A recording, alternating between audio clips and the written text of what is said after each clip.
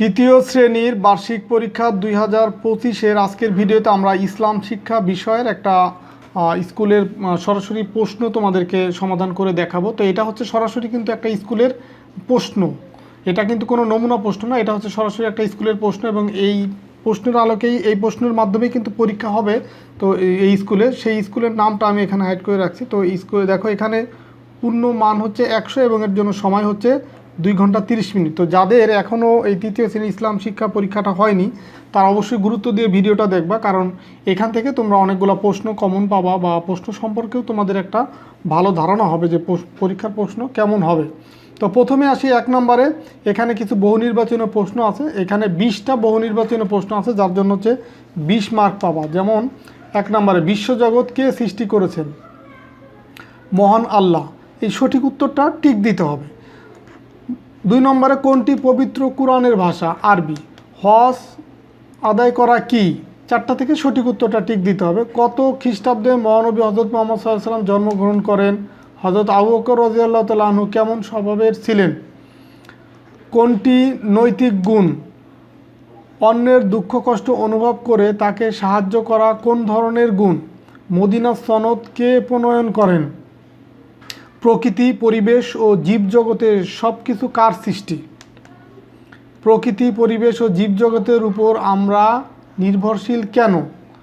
এই হচ্ছে তোমার এখানে আমি 20টা বলছি, এখানে হচ্ছে 10টা বহু নির্বাচনীয় প্রশ্ন, 10টা বহু নির্বাচনীয় প্রশ্ন 2 করে আর কি 20 মার্ক। তো এটা স্কুল ভেদে 20টাও থাকতে পারে, কোনো কোনো স্কুলে 20টাও থাকতে পারে, আবার 10টাও থাকতে পারে। যাই হোক, এটা হচ্ছে 20 মার্ক। এরপর শূন্যস্থান পূরণ। তো শূন্যস্থান পূরণ দেখো সঠিক শব্দ বসিয়ে শূন্যস্থান পূরণ করতে হবে। যেমন মহানবী হজরত মুহাম্মদ সাল্লাল্লাহু আলাইহি ওয়াসাল্লাম একজন উত্তম ড্যাশ মানুষ ছিলেন। আকলাক ড্যাশ ক্ষতিকর। মানুষ হিসেবে সব ধর্মের লোক ড্যাশ। প্রকৃতি, পরিবেশ ও জীবজগৎ আমাদের জন্য মহান আল্লাহর ড্যাশ। ধূমপান ড্যাশ ঘটায়। তো এই শূন্যস্থানে সঠিক শব্দটা বসাতে হবে। 2 নম্বরে আছে কি? শুদ্ধ অশুদ্ধ লেখো।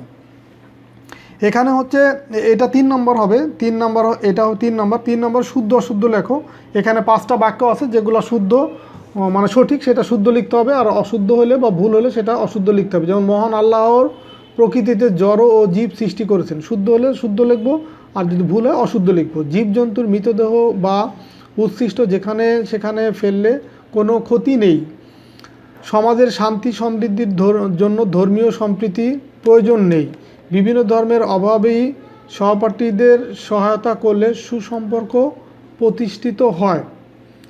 আখলাকে জামিমা হলো আমাদের নৈতিক ও মানবিক গুণ। তো এইগুলা শুদ্ধ অশুদ্ধ লেখা।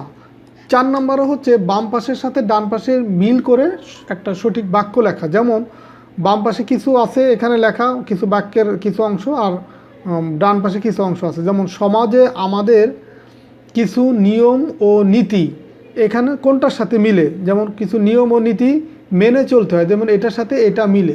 তো এইভাবে এই বাম পাশের কোনটার সাথে ডান পাশের কোনটা মিলে সেটা মিলিয়ে এভাবে লিখতে হবে।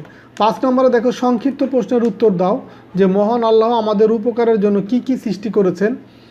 ধর্মীয় সম্প্রীতি কি? ভিন্ন ধর্মের সহপাঠীদের প্রতি তুমি কেমন আচরণ করবে? সহমর্মিতা কাকে বলে? হিলফুল ফুজুল কি? মুমিনের 3টি গুণাবলী লেখো। সিজদার তাসবিহ কি? এগুলো ছোট ছোট করে অ্যান্সার লিখতে হবে। এটা হচ্ছে 5টার জন্য 10 মার্ক 20 মার্ক। এখানে যে কোনো 5টা, মানে এখানে আছে 7টা থেকে 5টার উত্তর দিতে হবে।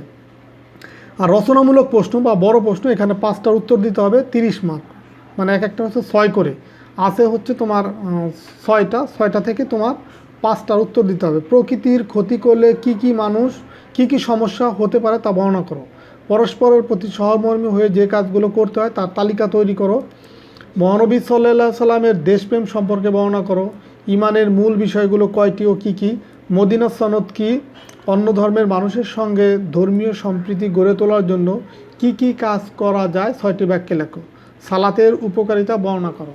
তো এই হচ্ছে 6টা প্রশ্ন থেকে 5টা দিতে হবে। তো এই হচ্ছে একটা বার্ষিক পরীক্ষা বা তৃতীয় প্রান্তিক মূল্যায়ন পরীক্ষা, তৃতীয় শ্রেণীর তৃতীয় প্রান্তিক মূল্যায়ন পরীক্ষার প্রশ্ন। আশা করি এটা দেখে তোমাদের এখান থেকে প্রশ্ন কমনও পাবা, বা এটা দেখার মাধ্যমে তোমাদের বার্ষিক পরীক্ষা বা তৃতীয় প্রান্তিক পরীক্ষার প্রশ্ন সম্পর্কে একটা ভালো ধারণা হলো। তো ঠিক আছে, সবাই ভালো থাকো, সুস্থ থাকো। কথা হবে পরবর্তী ভিডিওতে। আল্লাহ হাফেজ।